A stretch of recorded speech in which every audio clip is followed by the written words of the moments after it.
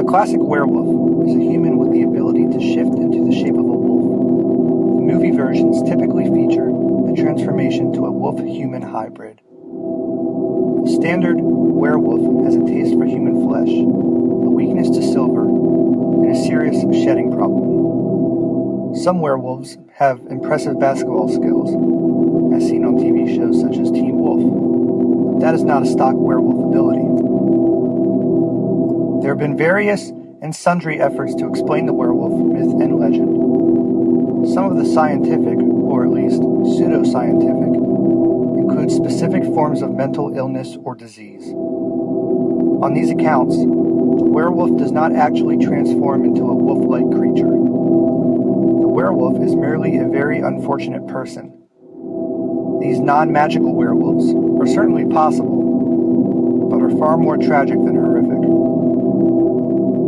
There are also many supernatural accounts for werewolves. Many involve vague references to curses. In many tales, the condition can be transmitted, perhaps by a bite or a seance. These magical beasts are certainly not possible, unless, of course, this is a magical world. There have even been some speculation about future technology-based shifters, perhaps by some sort of nanotechnology that can rapidly restructure a living creature without killing it, but these would be werewolves of science fiction. Interestingly enough, there could also be philosophical werewolves, which, to steal from Adventure Time, could be called Y-wolves.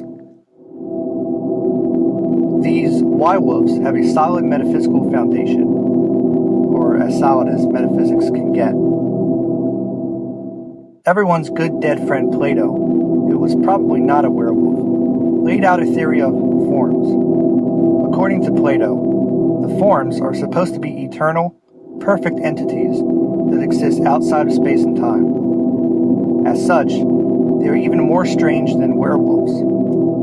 However, they neither shed nor consume the flesh of humans, so they do have some positive points relative to werewolves. For Plato, all the particular entities in this imperfect realm are what they are in virtue of their instantiation of various forms. This is sometimes called participation, perhaps to make the particular sound like they have civic virtue. To illustrate this with an example, consider a chair. Presumably, chairs did not exist 250,000 years ago. Thus, according to the principle of instantiation, the property of being a chair did not exist 250,000 years ago either. Likewise, if all red objects were to suddenly go out of existence, then the property of being red would likewise go out of existence. While there is some pretty nice stuff here in the world, it is sadly evident that all the particulars lack perfection. For example, while Donald Trump's buildings are obviously quality structures, they are not perfect buildings. Likewise, while he does have a somewhat orange color, he does not possess perfect orange. Plato's account of the imperfection of particulars, like Donald Trump, involves a claim that particulars instantiate or participate in the forms in varying degrees. For example, take photocopies of various quality, perhaps arising because of issues with the toner. The original that is copied is similar to the form, while the copies of varying quality are only similar to the various particulars. Another example could be selfies taken of a person using cameras of various qualities. Plato asserts that particulars can instantiate or participate in contrasting forms. He uses the example of how things here in the earthly realm have both beauty and ugliness. Thus they lack perfect beauty. To use a more specific example, even the most attractive supermodel still has flaws.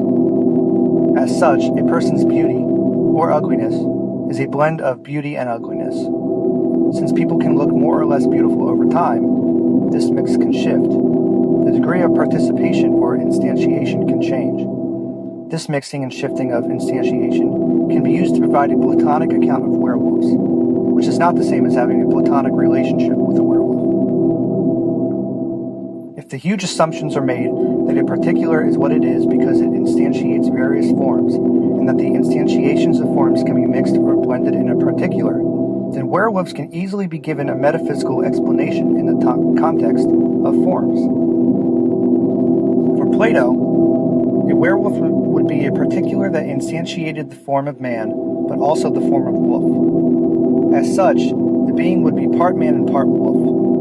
When the person is participating most in the form of man, then he would appear and act human. However, when the form of wolf became dominant, his form and behavior would shift towards that of the wolf. Take the sun and the moon. The moon, which reflects the light of the sun, is credited in many tales with triggering the transformation from human to wolf. Perhaps, therefore, since humans are rational animals, the direct light of the sun means that the human form is dominant.